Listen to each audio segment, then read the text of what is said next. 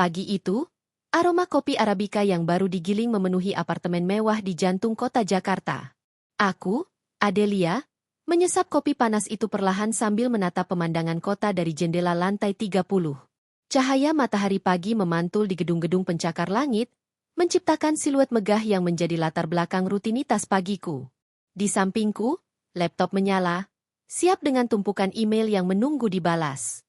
Pukul 7. Hariku sudah dimulai. Kehidupan Adelia, setidaknya di mata orang lain, adalah definisi kesempurnaan. Di usia 30 tahun, aku menjabat sebagai senior financial analyst di sebuah perusahaan multinasional dengan gaji bulanan yang menembus angka 45 juta rupiah. Angka itu bukan sekadar gaji, melainkan hasil dari kerja keras, malam-malam tanpa tidur, dan pengorbanan yang tak terhitung jumlahnya. Dengan penghasilan itu, aku bisa membeli apartemen ini, membiayai liburan mewah, dan memberikan banyak hal untuk suamiku, Dimas. Dimas adalah segalanya bagiku. Ia adalah seorang arsitek muda yang sedang merintis karirnya. Kami bertemu di universitas, dan dia selalu menjadi pendukung terbesarku. Dimas tidak pernah keberatan dengan gajiku yang jauh lebih besar darinya. Baginya, itu adalah bukti kecerdasan dan ketangguhanku. Kami menjalani pernikahan yang penuh cinta, tawa, dan pengertian. Kami memiliki ruang kerja masing-masing di apartemen, namun tak jarang kami akan menghabiskan waktu malam bersama, saling menceritakan pencapaian dan kegagalan hari itu. Namun, di balik keharmonisan yang terlihat, ada satu bayangan yang selalu menguntit, Ibu Sinta, ibu mertuaku. Sejak awal, hubungan kami tidak pernah benar-benar akur. Bukan karena aku tidak sopan, atau karena ia tidak menyukaiku. Masalahnya lebih subtil, lebih dalam, dan berakar pada pandangan hidup yang berbeda. Ibu Sinta adalah wanita tradisional yang memegang teguh nilai-nilai lama. Baginya, tugas utama seorang istri adalah mengurus rumah tangga, melayani suami, dan melahirkan anak. Wanita karir, apalagi yang gajinya melebihi suami, adalah sebuah anomali yang sulit ia terima. Pada awalnya, aku mencoba untuk menepisnya. Mungkin ia hanya butuh waktu. Mungkin ia hanya khawatir tentang putra semata wayangnya.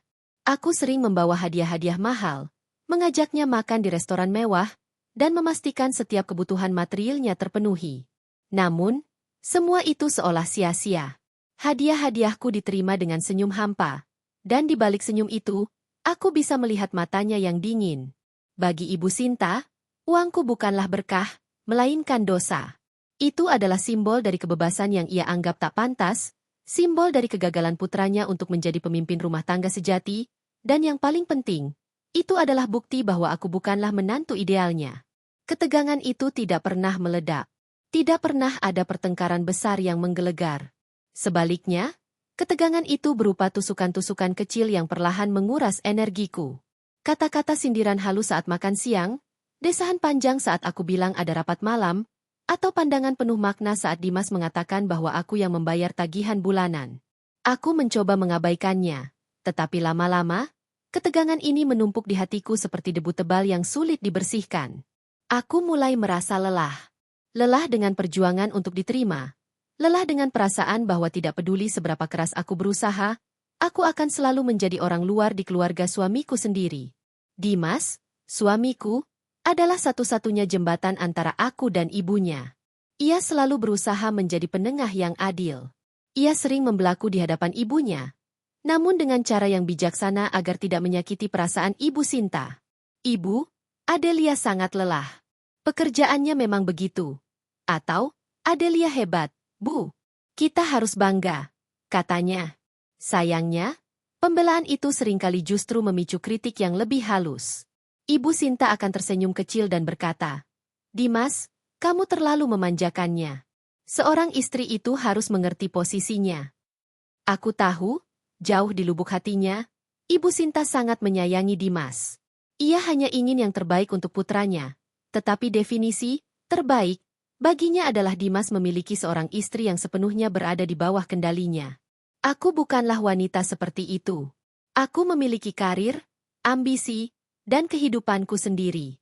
Aku mencintai Dimas, tetapi aku juga mencintai diriku sendiri. Dan bagi Ibu Sinta, itu adalah dosa terbesar. Malam itu, saat aku bersiap tidur, Dimas memelukku dari belakang. Kamu kenapa, sayang? Aku lihat kamu melamun terus hari ini. Aku hanya menggeleng, menahan air mata yang hampir jatuh. Tidak apa-apa, bisikku. Aku hanya lelah. Aku tidak ingin membebaninya. Aku tahu ia sudah cukup tertekan di tengah-tengah dua wanita terpenting dalam hidupnya. Namun, aku juga tahu, ketenangan ini tidak akan bertahan lama. Badai sudah di ambang pintu, dan aku tidak tahu apakah aku akan sanggup menghadapinya. Akhir pekan adalah waktu yang seharusnya menjadi surga. Waktu untuk bersantai dan menghabiskan waktu bersama orang-orang terkasih.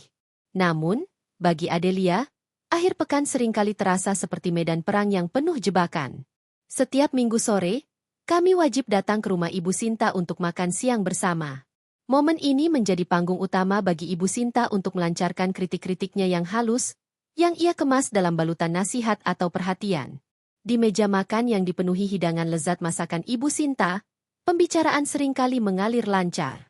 Namun, selalu ada momen ketika mata Ibu Sinta menoleh ke arahku, seolah-olah mengukur setiap gerak-geriku. Deli, kamu sudah lama tidak memasak, ya? Tanyanya suatu hari. Suaranya terdengar lembut, tapi aku tahu ada maksud di baliknya. Aku tersenyum canggung. Sejujurnya, Bu, pulang kantor sudah malam. Adelia dan Dimas lebih sering pesan makanan online. Mendengar jawabanku, Ibu Sinta hanya mengangguk pelan. Oh, begitu. Sayang sekali, ya. Masakan rumah itu beda. Lebih sehat, lebih penuh cinta. Istri itu seharusnya memberikan yang terbaik untuk suaminya, terutama dari dapur. Kata-katanya bagai pisau bermata dua yang menusuk hatiku. Aku tahu, yang ia maksud adalah, kamu menantu yang buruk karena tidak memasak untuk suamimu. Aku menunduk, mencoba menelan kekecewaan. Dimas, yang menyadari suasana mulai tegang, segera menimpali. Ibu, Adelia sudah hebat. Dia kerja keras untuk kita. Masakan ibu juga kan paling enak, jadi kami bisa makan masakan ibu hari ini. Dimas mencoba mengalihkan pembicaraan, namun nasi sudah menjadi bubur. Kata-kata Ibu Sinta sudah terpatri di pikiranku. Kritik-kritik itu tidak hanya tentang dapur. Ada banyak hal lain yang menjadi bahan cemoohan. Suatu kali, Ibu Sinta mengomentari gaun kerja yang aku pakai. Deli, gaunmu terlalu ketat. Sebaiknya kamu berpakaian lebih sopan. Kamu itu sekarang istri, bukan gadis lajang.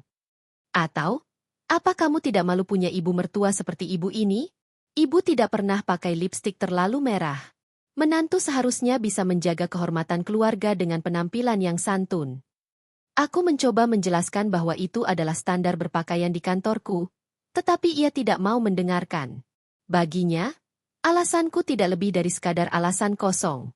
Ibu Sinta juga sering mengeluh tentang kurangnya waktu yang aku miliki.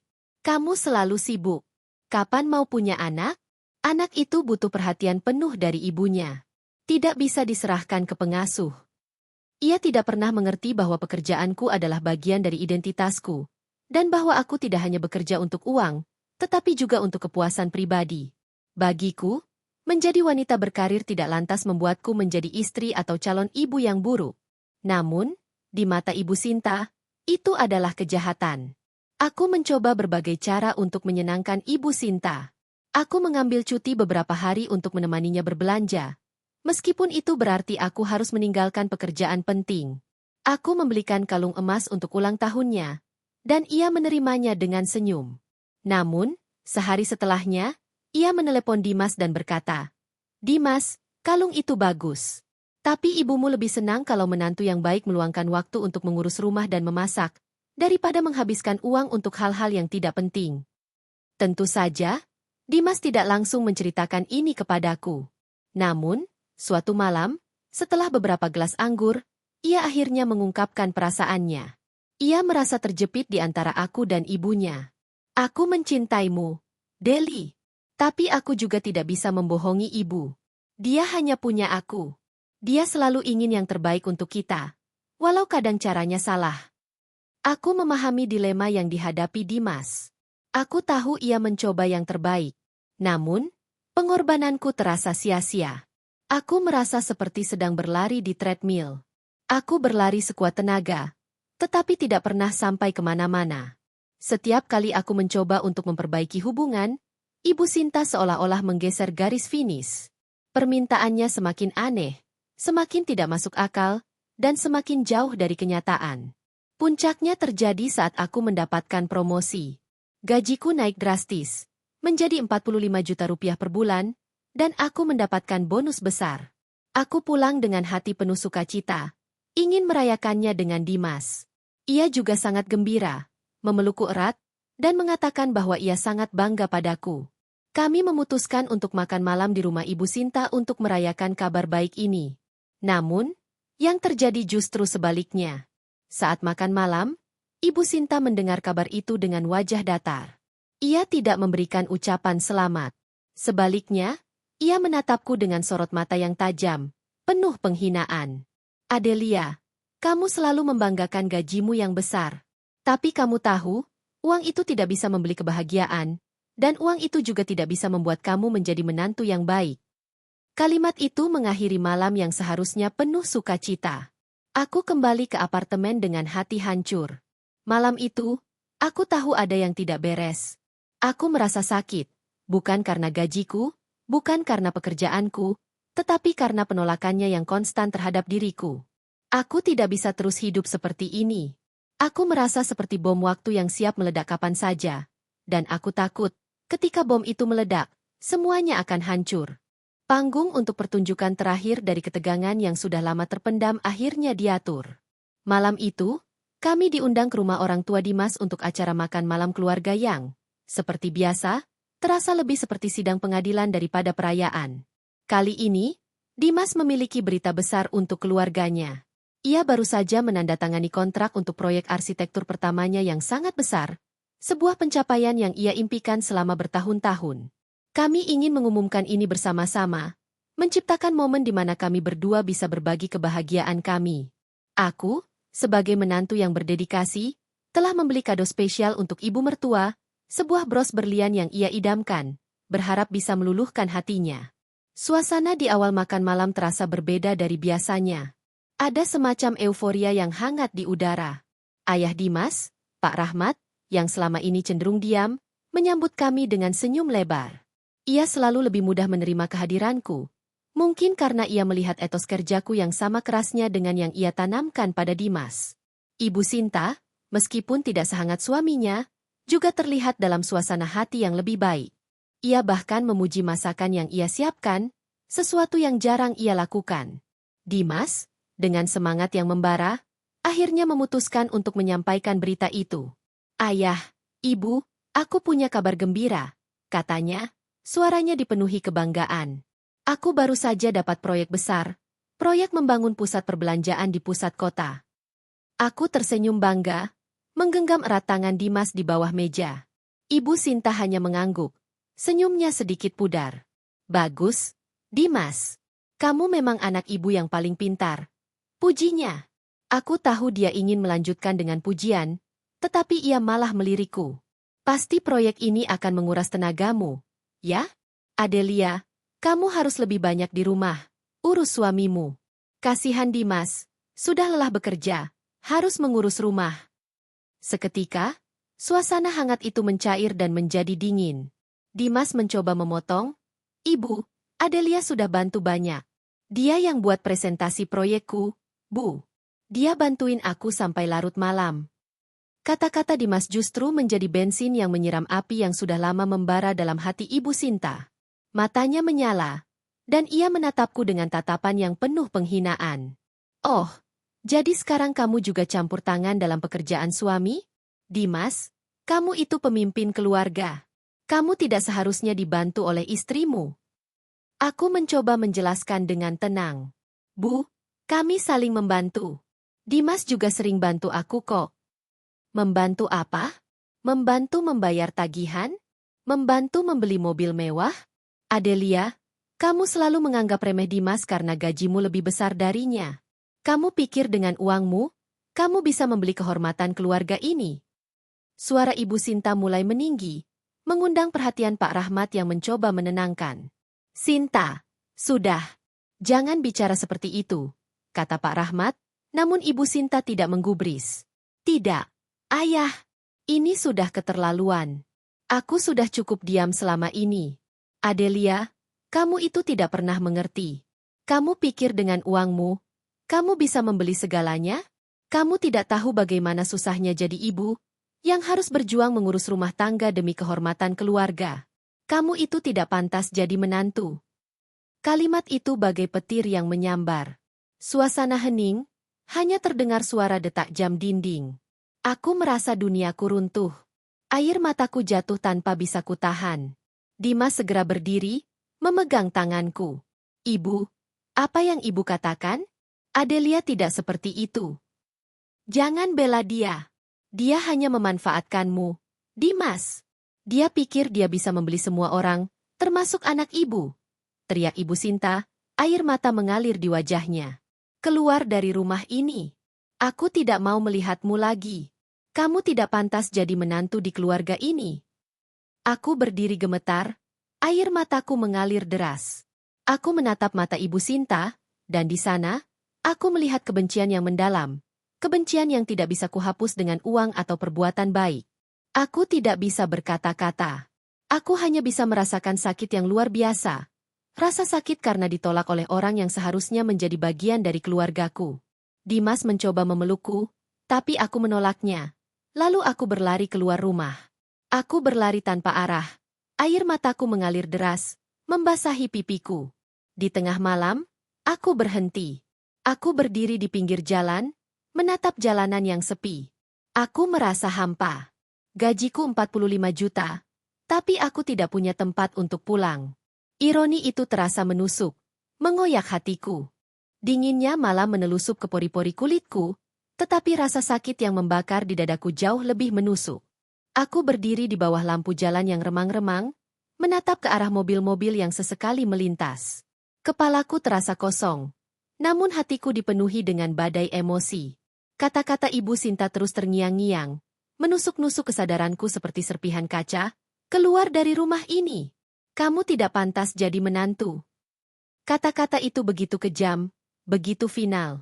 Aku tidak bisa memprosesnya.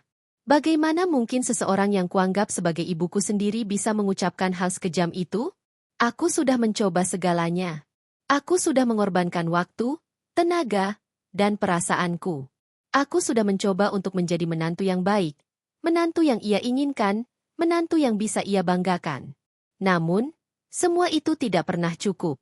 Di matanya, gajiku yang besar hanyalah simbol dari kekalahannya, simbol dari ketidaksempurnaan putranya. Aku merogoh saku, mengambil ponselku.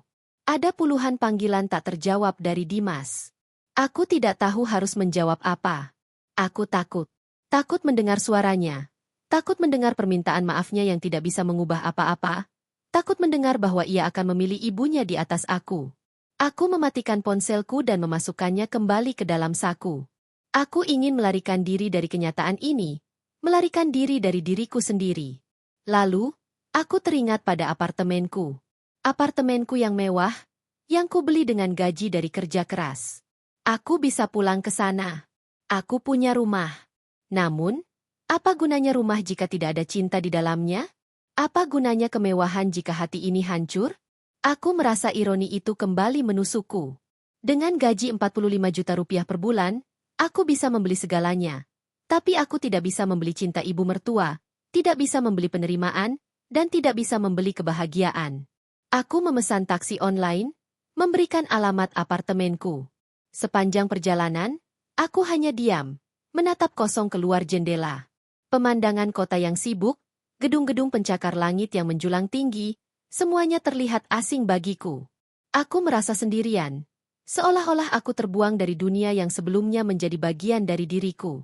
Di dalam taksi, aku mengeluarkan kunci apartemen, menatapnya, dan merasakan kehangatan yang aneh. Itu adalah satu-satunya hal yang kupunya sekarang. Satu-satunya tempat yang bisa memberiku perlindungan dari dunia luar. Sesampainya di apartemen, aku segera membuka pintu, menyalakan lampu, dan duduk di sofa.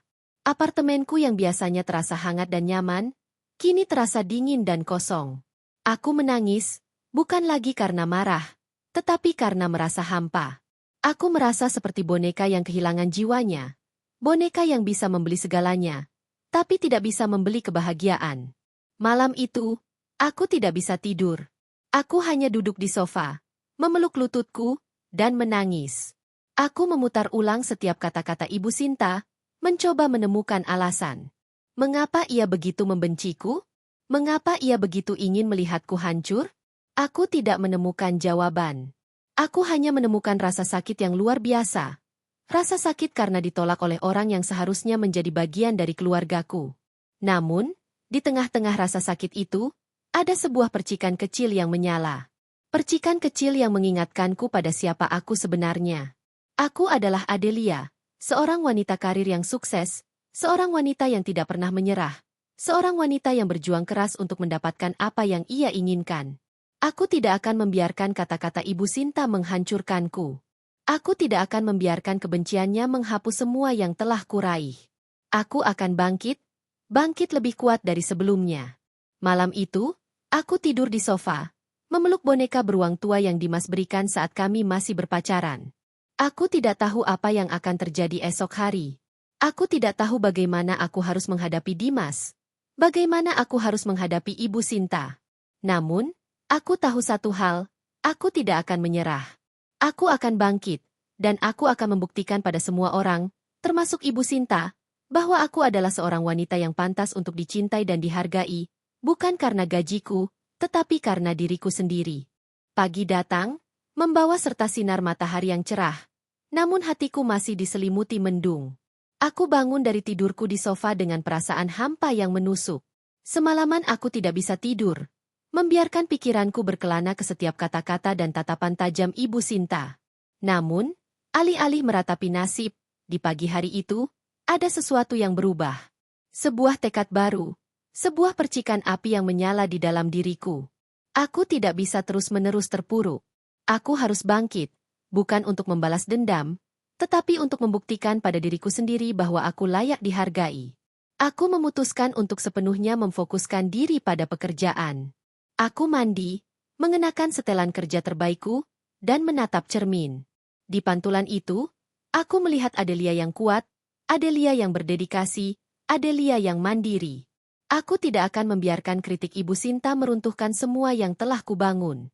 Aku mengirimkan pesan singkat ke Dimas, aku butuh waktu sendiri. Jangan khawatir.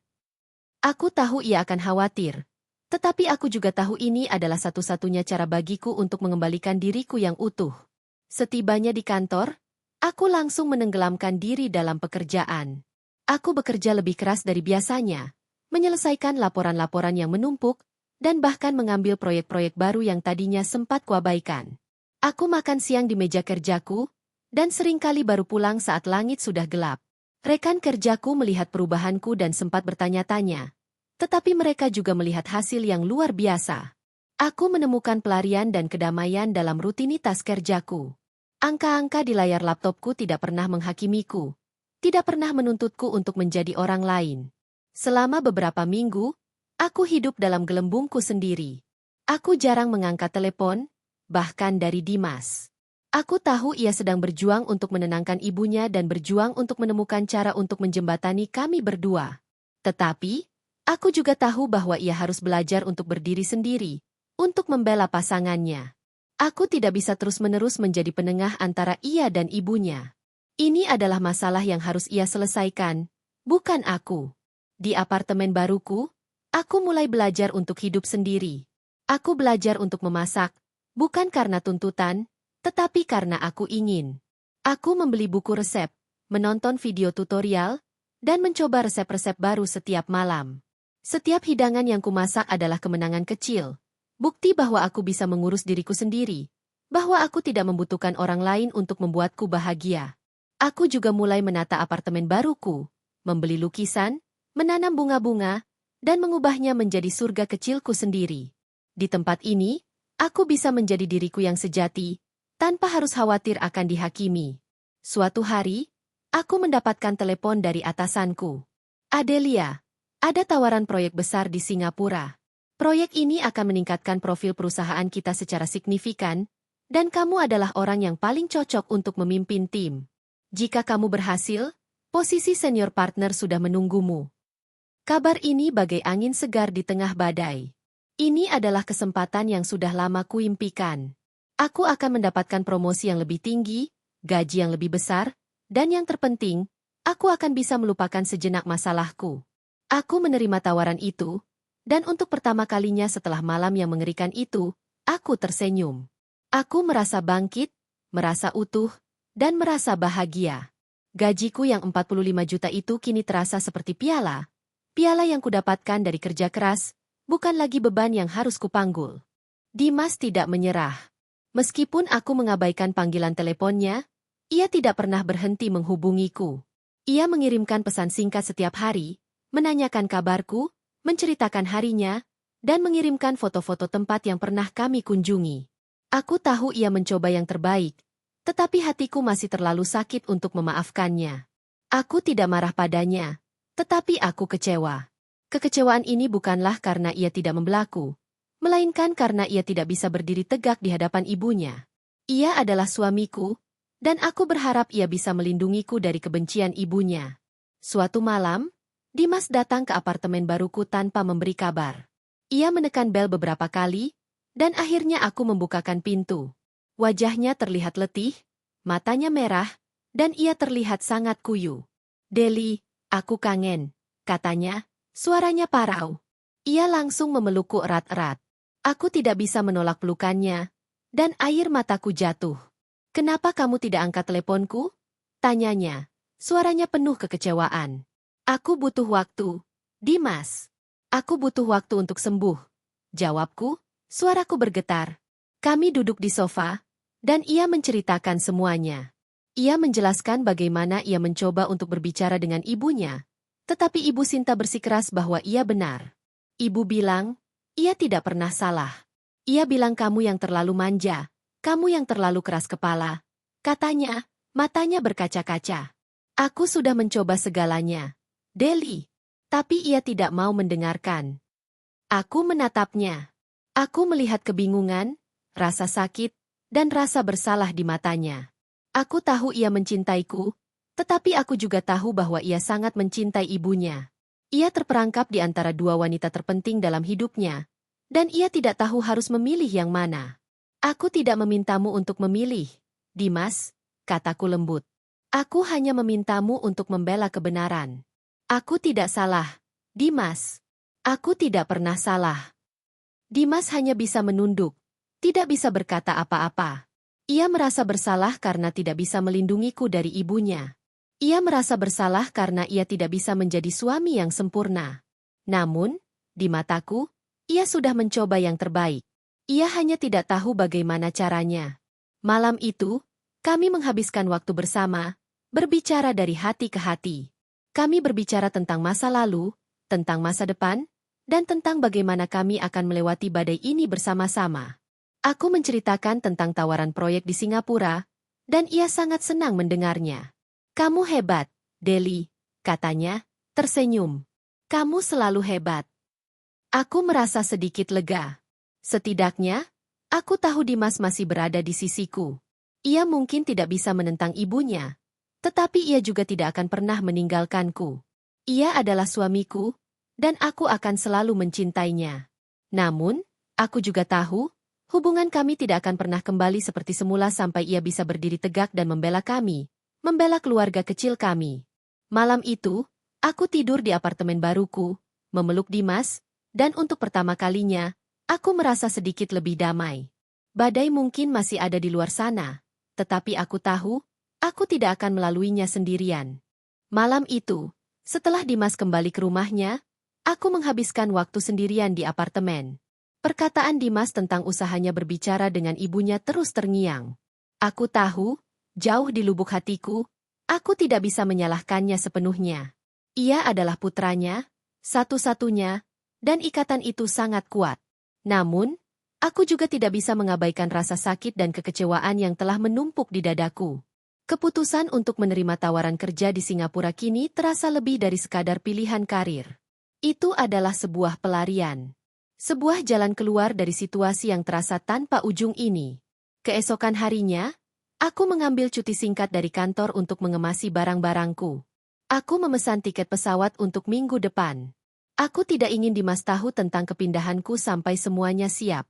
Aku tidak ingin ia menghentikanku. Aku tahu ia akan mencoba. Aku tahu ia akan memohon.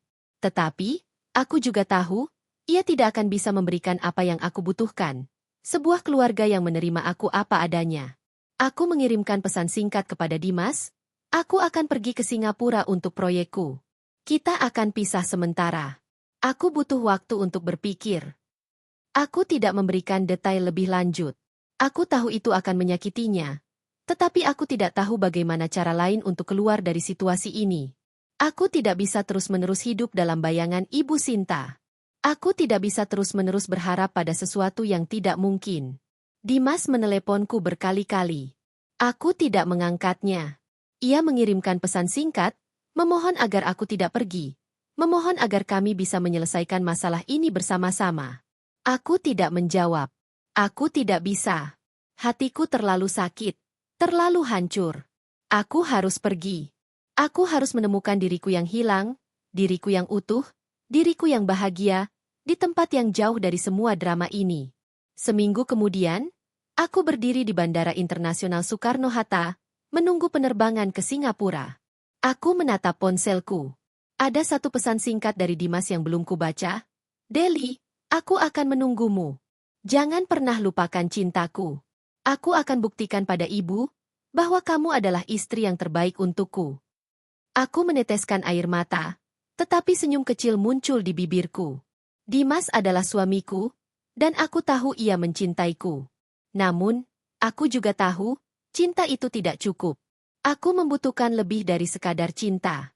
Aku membutuhkan penerimaan, penghargaan, dan dukungan dari keluarganya. Dan itu adalah sesuatu yang tidak bisa ia berikan. Aku mematikan ponselku, menatap ke arah gerbang keberangkatan, dan melangkah masuk ke dalam pesawat. Aku tidak tahu apa yang akan terjadi di masa depan, tetapi aku tahu satu hal, aku akan baik-baik saja. Aku akan bangkit, dan aku akan membuktikan pada semua orang, bahwa aku adalah seorang wanita yang pantas untuk dicintai dan dihargai, bukan karena gajiku, tetapi karena diriku sendiri. Kehidupan baru di Singapura terasa seperti angin segar. Aku menyewa apartemen kecil di pusat kota, tepat di jantung bisnis, dan mulai menenggelamkan diri dalam pekerjaan. Singapura adalah kota yang sibuk, kota yang penuh dengan ambisi, kota yang tidak pernah tidur. Di sini, tidak ada yang peduli tentang siapa kamu, dari mana kamu berasal, atau berapa gajimu. Yang penting adalah, apa yang bisa kamu capai, apa yang bisa kamu berikan untuk perusahaan, dan apa yang bisa kamu berikan untuk dirimu sendiri. Aku bekerja lebih keras dari sebelumnya. Aku mengambil proyek-proyek yang menantang, menghadiri rapat-rapat penting, dan seringkali bekerja sampai larut malam. Rekan-rekan kerjaku, yang berasal dari berbagai negara, tidak pernah menghakimiku. Mereka melihatku sebagai seorang profesional, sebagai seorang wanita yang berdedikasi, dan sebagai seorang pemimpin. Aku merasa dihargai, merasa diakui, dan merasa utuh. Setiap pagi, aku bangun dengan semangat baru. Aku jogging di taman-taman kota, mengunjungi museum dan galeri seni, dan mencoba masakan-masakan baru. Aku bertemu dengan teman-teman baru, orang-orang yang memiliki ambisi dan impian yang sama sepertiku. Mereka tidak pernah bertanya tentang kehidupanku di Jakarta, tentang suamiku, atau tentang ibu mertuaku. Mereka hanya melihatku sebagai Adelia yang hebat, Adelia yang sukses, Adelia yang bahagia. Aku masih sering menelepon Dimas, tetapi percakapan kami berubah. Aku tidak lagi membahas tentang Ibu Sinta, tentang kritik-kritiknya, atau tentang rasa sakitku. Kami hanya berbicara tentang pekerjaan kami, tentang rencana-rencana kami di masa depan, dan tentang bagaimana kami akan melewati badai ini bersama-sama. Aku tahu ia masih berjuang untuk meyakinkan ibunya, tetapi aku juga tahu bahwa ia sudah lebih kuat dari sebelumnya. Ia sudah belajar untuk berdiri sendiri, untuk membela pasangannya, untuk membela keluarga kecil kami. Suatu hari, Dimas meneleponku. Suaranya terdengar bahagia, dan ia mengatakan bahwa ia mendapatkan proyek besar di Singapura. Ia akan pindah ke sana, dan kami akan hidup bersama lagi. Aku merasa sangat gembira. Ini adalah awal baru bagi kami, awal baru bagi keluarga kecil kami. Kami akan memulai hidup baru, di tempat yang jauh dari semua drama, di tempat yang hanya ada cinta, tawa, dan pengertian. Malam itu, aku tidur di apartemen kecilku, memeluk boneka beruang tua yang Dimas berikan. Aku tidak lagi merasa hampa. Aku merasa utuh, merasa bahagia, dan merasa dicintai. Gajiku yang 45 juta itu kini terasa seperti hadiah. Hadiah yang kudapatkan dari kerja keras, bukan lagi beban yang harus kupanggul. Aku tidak tahu apa yang akan terjadi di masa depan, tetapi aku tahu satu hal, aku akan baik-baik saja. Aku akan bangkit, dan aku akan membuktikan pada semua orang bahwa aku adalah seorang wanita yang pantas untuk dicintai dan dihargai, bukan karena gajiku, tetapi karena diriku sendiri. Kedatangan Dimas di Singapura adalah titik balik yang paling dinanti. Aku menunggunya di terminal kedatangan, jantungku berdebar kencang. Ketika ia muncul, ia tersenyum lebar, tatapannya mencari-cari diriku di tengah kerumunan. Saat mata kami bertemu, ia berlari ke arahku dan memelukku erat. Aku bisa merasakan kehangatan yang sudah lama kurindukan. Aku di sini, Deli. Aku tidak akan membiarkanmu pergi lagi. Bisiknya, suaranya parau. Kami memulai kehidupan baru di sebuah apartemen yang lebih besar, dengan pemandangan kota yang menakjubkan. Hari-hari kami diisi dengan tawa, impian, dan saling mendukung. Proyek arsitektur besar Dimas di Singapura berjalan dengan sukses, dan ia membuktikan pada dirinya sendiri dan pada keluarganya bahwa ia juga bisa menjadi pemimpin yang sukses. Aku juga berhasil mendapatkan posisi senior partner, sebuah pencapaian yang sudah lama kuimpikan. Gajiku kini jauh lebih besar, tetapi angka itu tidak lagi terasa seperti beban. Itu adalah simbol dari kerja keras dan dedikasiku, sesuatu yang kami rayakan bersama. Seiring berjalannya waktu, kami menyadari bahwa hubungan kami menjadi lebih kuat. Kami belajar untuk saling melindungi dan saling membela. Kami adalah sebuah tim, sebuah keluarga kecil yang kuat. Kami tidak lagi membutuhkan persetujuan dari orang lain untuk merasa bahagia. Kami telah menemukan kebahagiaan kami sendiri. Kebahagiaan yang berasal dari rasa cinta, hormat, dan saling percaya. Namun, di balik kebahagiaan itu, ada satu hal yang masih menggantung, hubungan kami dengan Ibu Sinta.